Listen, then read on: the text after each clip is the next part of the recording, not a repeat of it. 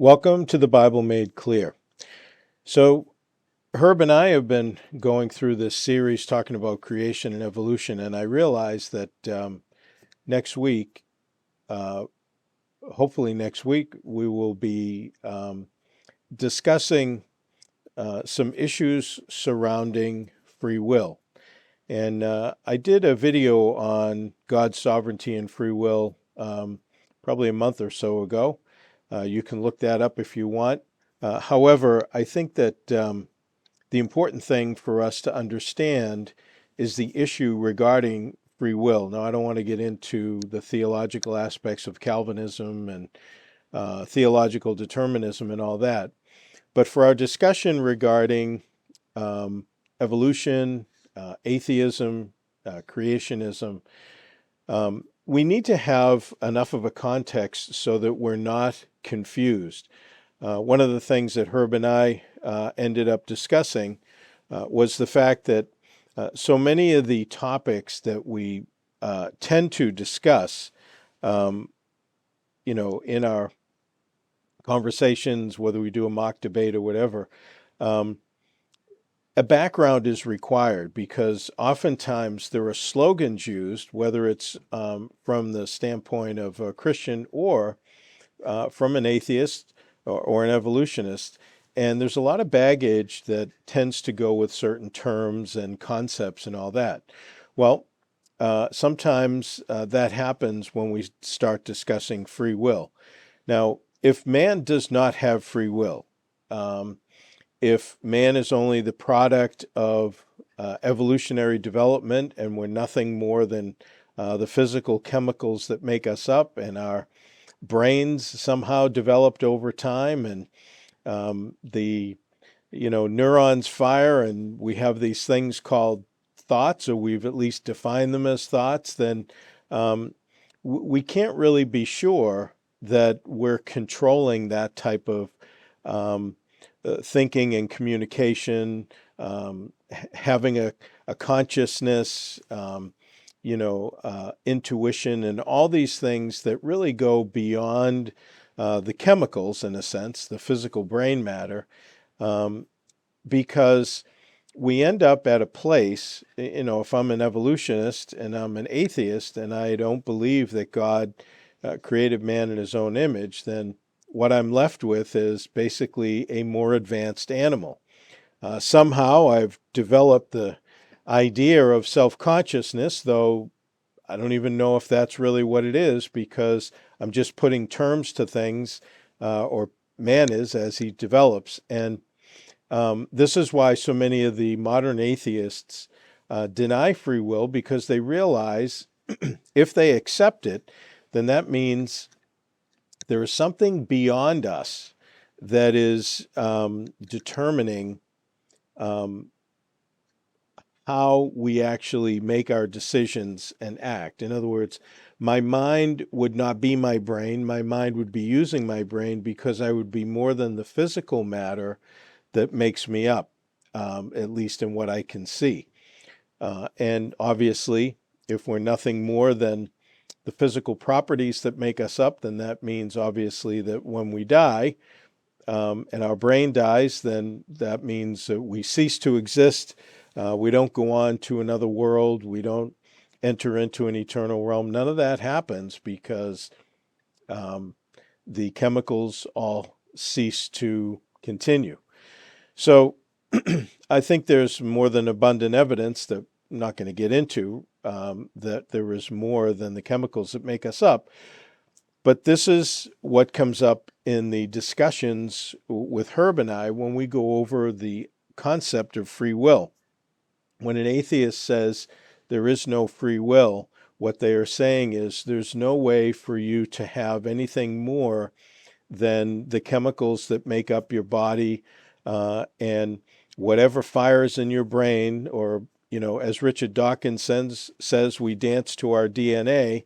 In other words, whatever your DNA has somehow produced, that's going to be how you think, decide, and do whatever you do. And so, technically, you can't really be responsible for what you're programmed to do, um, though he doesn't really like to have it both ways.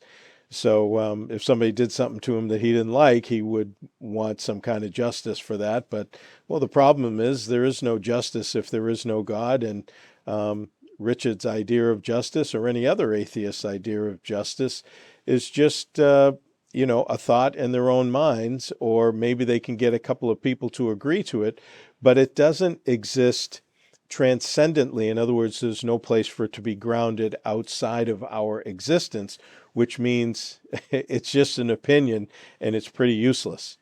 Um, if a bad guy comes into my home, I can say all day long what you're doing is wrong, but he doesn't care if he doesn't see any right and wrong in it, and he just wants my stuff.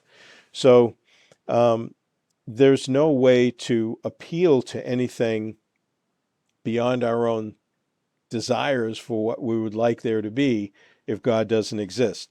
But getting back to free will, so this is why atheists do not like free will, because it implies that there's something beyond our physical properties as a human being.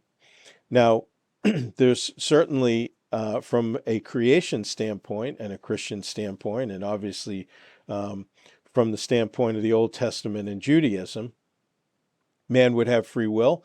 Certainly, God made us in his image, and in order for us to have choices, we need at least a certain measure of freedom to do that. Um, if I go into a store and they only have black or white shirts, and I say, well, I want a green shirt, well, it doesn't matter what my choice is. It can't be exercised because there's no green shirts. So when God told Adam and Eve not to eat of the fruit of the tree of the knowledge of good and evil, then obviously implied in the command is that they had the choice to choose otherwise. Now, they only had two choices in it. They were either going to obey or disobey. It was as simple as you can get, which really most things in life end up like that. Um, but that shows us from the beginning that God created Adam and Eve, our first parents, with the freedom of the will to choose, at least to choose the options that are available. And it means that if we are told to do something by God, the reason that he's telling us to do it in a command or otherwise is because we have the choice to do otherwise. That is what we call freedom. In other words, I am free to obey or disobey. And maybe there might be a number of selections of things to do, but I am the one that decides to do that. If God were deciding for me, which would be really going into the theological determinism camp and Calvinism and all that, if God was making my decisions for me, then truly I would not be responsible for them, because it would not be me making the decisions. And then God could call it justice to condemn me if I do things that are that he doesn't approve of. However, he hasn't created us like that, which is why, from God's perspective, justice is actual justice, and it's not just something that he uses as a term so that he can send people to hell forever and separated from him. Now, if I'm an atheist, then I see my DNA or some other chemicals acting in my body as the drivers for what I at least call thinking and what I do. Well, in that case, we're really not having a discussion on anything.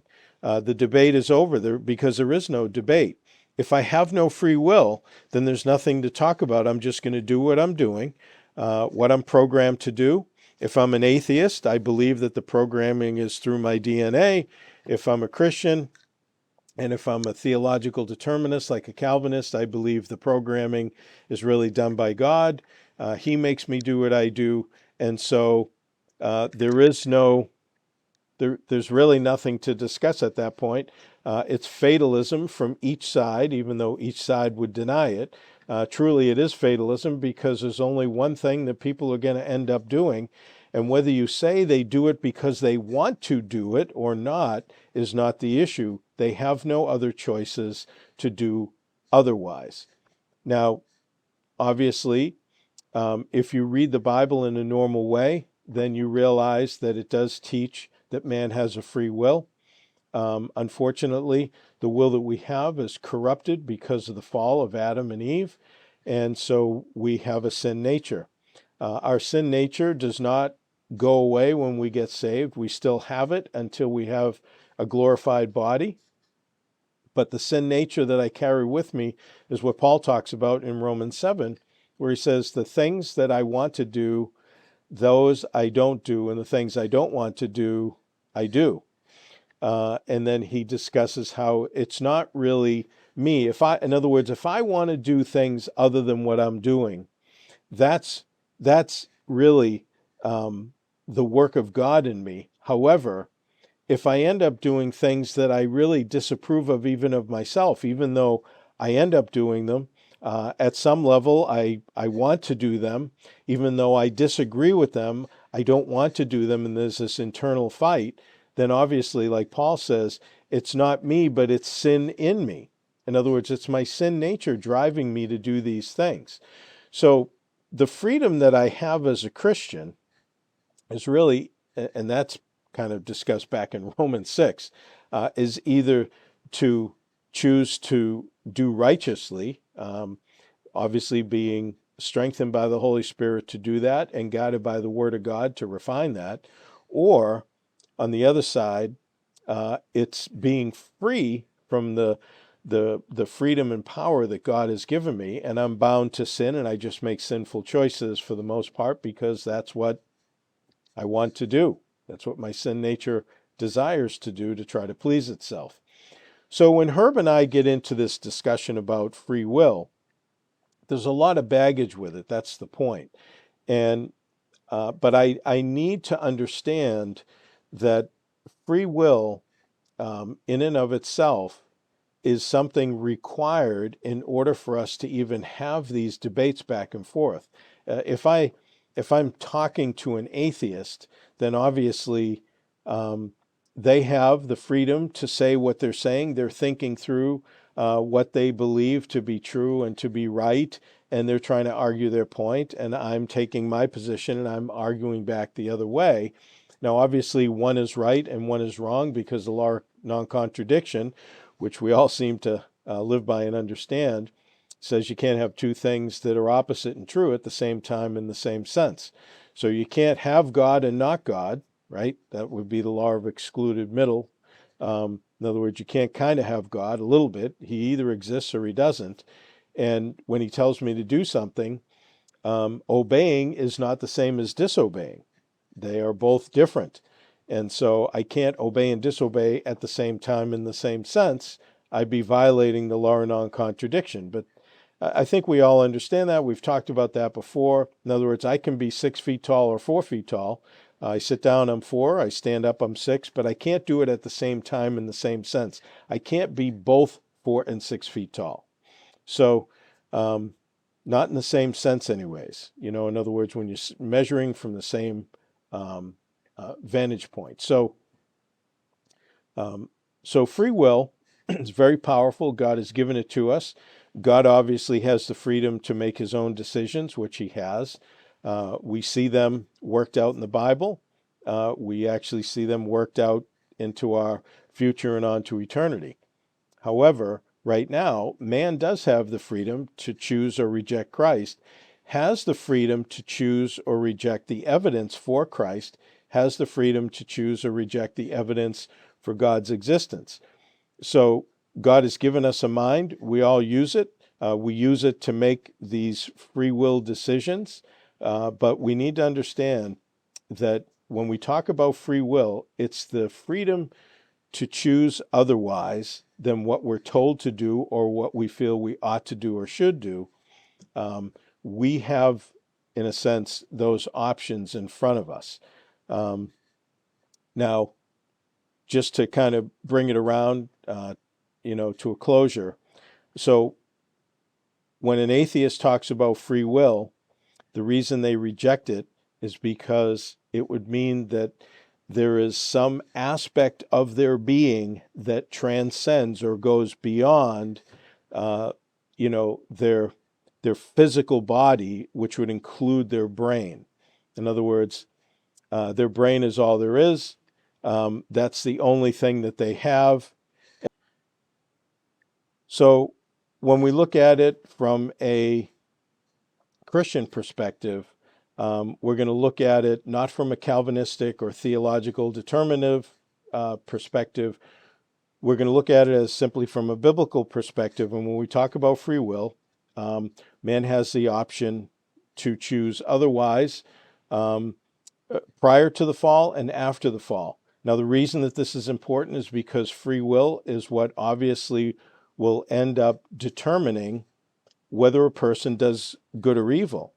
So the reason that we have evil in the world, and where we will get to in our discussion, is that the atheists, one of the big claims is, if God exists, why is there evil in the world? Well, there's evil, quite frankly, because of two reasons. Number one, man's free will. Man's free will ended up turning the reins of the world as we know it and the world system over to Satan.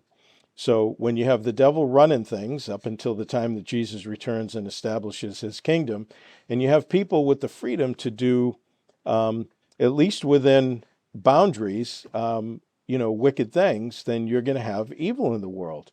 Now, if God decided to just stop the evil altogether, where does he decide to begin? He could begin with me. Well, I would want him to begin with somebody else. And we don't realize that we are all part of the problem. We all have sin natures. And so people with sin natures can do sinful things. And so we can't be blaming God for not, fixing the problem immediately.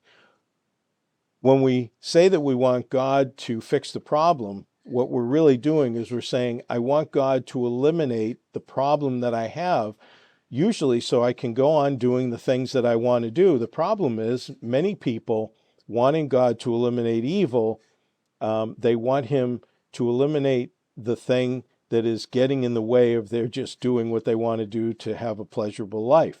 Well, if you want a pleasurable life, you give your life to Jesus Christ, and eventually that's coming in his kingdom.